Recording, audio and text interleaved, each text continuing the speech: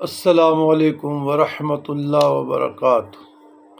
اللہم صلی علی سیدنا محمد وعلی آل سیدنا محمد وبارک وسلم۔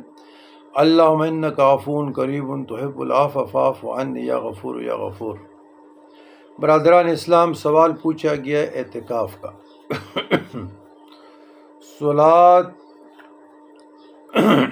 سوال پوچھا گیا ہے اعتکاف کا۔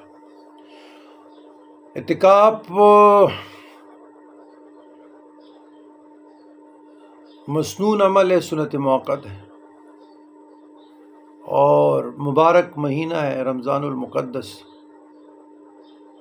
تو وہ لوگ خوش قسمت ہیں جو اللہ کے لیے بیٹھ جاتے ہیں اور اللہ سے اعتکاف میں متقب ہو کر ہم کلام ہو جاتے ہیں، قرآن مجید کی تلاوت کرتے ہیں، نماز پڑھتے ہیں، ذکر اذکار کرتے ہیں۔ لیکن اعتکاف میں ایک رات ایسی بھی ہونی ہے جس کا نام شب قدر ہے، اور شب قدر ایک مبارک رات ہے جو رمضان المبارک کے آخری عشرہ، آخری 10 دنوں میں، آخری عشرہ میں ہوتی۔ تو جو شب قدر کی رات ہے کہ عبادت 1000 مہینوں کی عبادت کے برابر ہے، 1000 مہینے کی عبادت سے بھی بہتر ہے۔ اس لیے شب قدر بہت فضیلت والی رات ہے، لہٰذا شب قدر میں زیادہ سے زیادہ نوافل، ذکر اذکار، ذکر الہی کرنا چاہیے، اور طریقۂ نوافل شب قدر حسب ذیل۔ نویت عن سنت الاعتکاف میں جب آپ بیٹھ جاتے ہیں تو اعتکاف میں بہترین عمل یہ ہے کہ اس میں تو آپ نمازیں بھی پڑھتے ہیں، تراویح بھی پڑھتے ہیں، قیام اللیل بھی آ جاتا ہے، قرآن مجید کی تلاوت، نوافل اور اذکار۔ جو صوفیاء ہے وہ اپنے سلاسل کے اذکار، صبح و شام کے اعمال، اور عصر اور مغرب کے درمیان ختم خواجگان، غوثیہ، جو کچھ بھی ہے، اور اس طرح کے سلاسل کے اسباق، عملیات، اورات، احزاب اور فرائض نمازوں کے بعد وہ پڑھ سکتے ہیں۔ لیکن جو طریقہ نوافل ہے، یہ میری ذاتی رائے ہے کہ آپ یہ نوافل کوشش کریں کہ ہر رات پڑھیں، مخصوص طاق راتوں میں نہیں جائیں، 21، 23، 25، 27، 29 میں نہ جائیں۔ طریقہ نوافل یہ ہے، یہ نوافل عنیت الطالبین، نزہۃ المجالس، فضائل الشہور سے روایت ہے، جو بزرگان دین کی معتبر کتابیں ہیں۔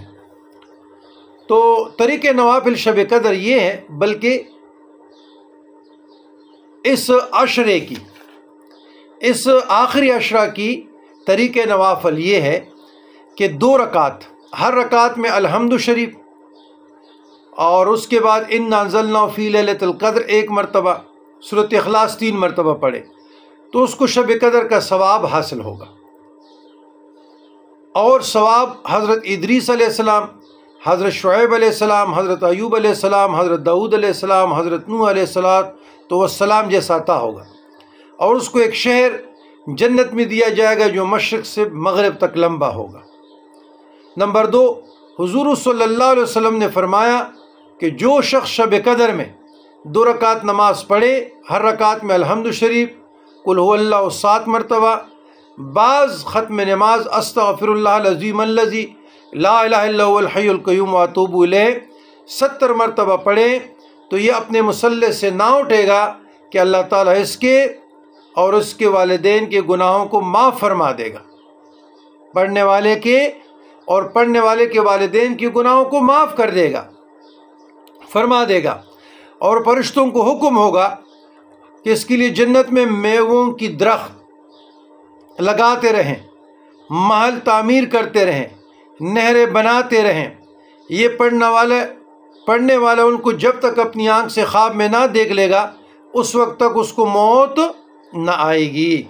نمبر 3، جو شخص 4 رکعت پڑھے، ہر رکعت میں الحمد شریف کے بعد الہاکم التکاثر اور قل هو اللہ احد 3 مرتبہ پڑھے، الحمد شریف 1 بار، ہر رکعت میں الحمد شریف 1 بار، الہاکم التکاثر اور 3 مرتبہ سورۃ اخلاص 3 بار پڑھے، تو پڑھنے والے پر اس پر موت کی سختی آسان ہوگی، عذاب قبر اٹھ جائے گا، اور اس کو جنت میں 4 ستون ملیں گے جن کے ہر ستون پہ 1000 محل ہوں گے۔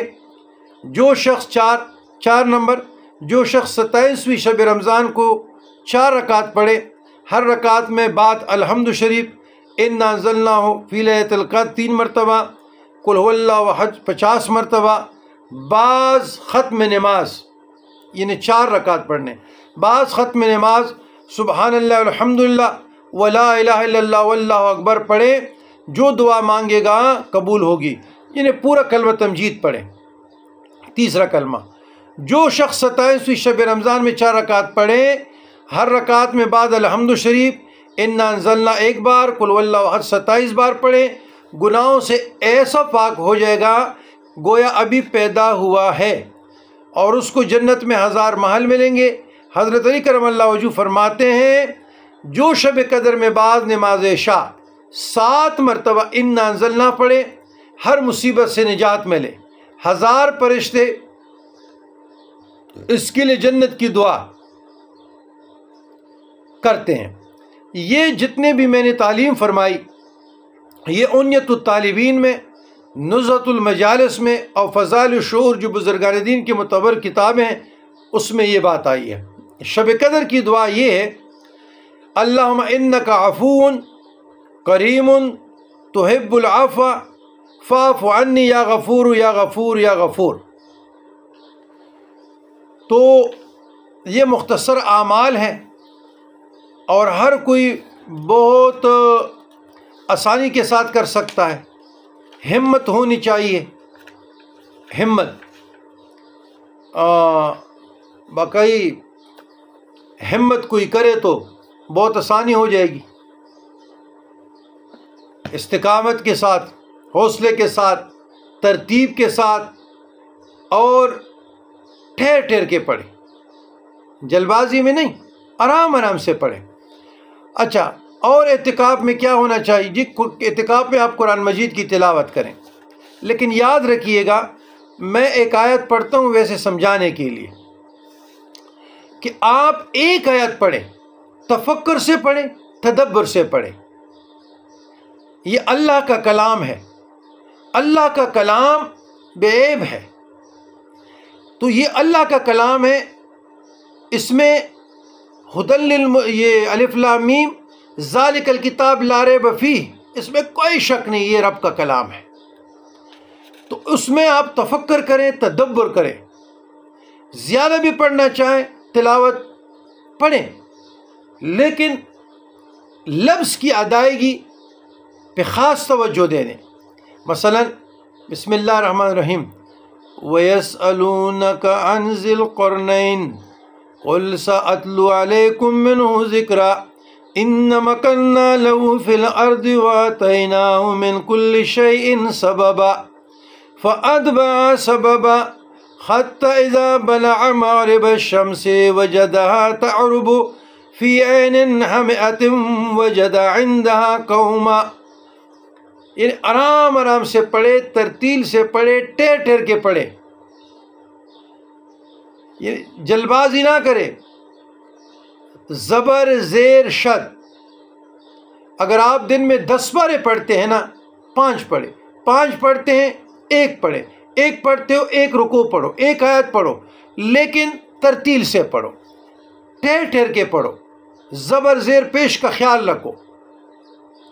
زیادہ پڑھنا مدعا نہیں ہے، سمجھنا، تفقہ فی الدین۔ تو یہ بھی فضائل قرآن میں سے ہیں کہ بالکل اس کی تلاوت کثرت سے کرے۔ قرآن مجید فرقان حمید کی تلاوت بھی ذکر ہے، مجاہدہ ریاضت ہے، جو اذکار ہم پڑھتے تو سارے قرآن سے نکلے عطا ہوئے ہیں نا جی۔ تو پھر وہی بات کہ ٹھہر ٹھہر کے پڑھے، آرام سے پڑھے۔ عام دنوں میں جب آپ تلاوت کرتے ہیں تو آپ ترتیل سے پڑھیں، آرام آرام سے پڑھیں، کیونکہ ہم عجمی لوگ ہیں، ہمارا زبر زیر پیش لہجے میں الحمد کی بجائے الحمد پڑھتے ہیں۔ تو اسی طریقے سے رب جعلنی مقیم الصلاۃ کے رب جعلنی تو اس طریقے سے ہر کسی کے ساتھ موبائل ہے تو آپ ڈاؤن لوڈ بھی کر سکتے ہیں اسلامک جو مکۃ المکرمہ کے امامین ہیں، شریفین ہیں، یا مسجد نبوی کے ہیں، یا اور دنیا کے جو ہے، یا آپ کے مقامی پاکستان کے ہیں قرآ ہیں، تو ان کو ڈاؤن لوڈ کریں اور ایک طرف سے آپ تلاوت کریں، دوسری طرف وہ صورت لگائیں، اور جیسے جیسے وہ پڑھتا ہے ویسے ویسے ان کے پیچھے جاتے رہو۔ مثلا ہم نے ایک امام کی تلاوت لگائی، امام کعبہ کی، کوئی بھی ہو، وہ پڑھتا ہے بسم اللہ الرحمن الرحیم وَكَذَلِكَ أَعْثَرْنَا عَلَيْهِمْ، تو آپ ساتھ ساتھ جائیں، وَكَذَلِكَ أَعْثَرْنَا عَلَيْهِمْ لِيَعْلَمُوا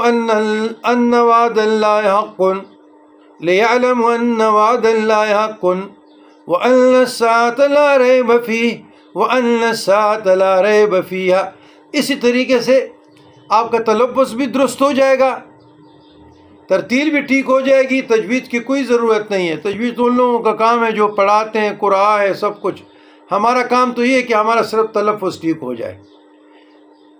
اللہم ربنا آتنا فی الدنیا حسنۃ وفی الآخرۃ حسنۃ وقنا عذاب النار۔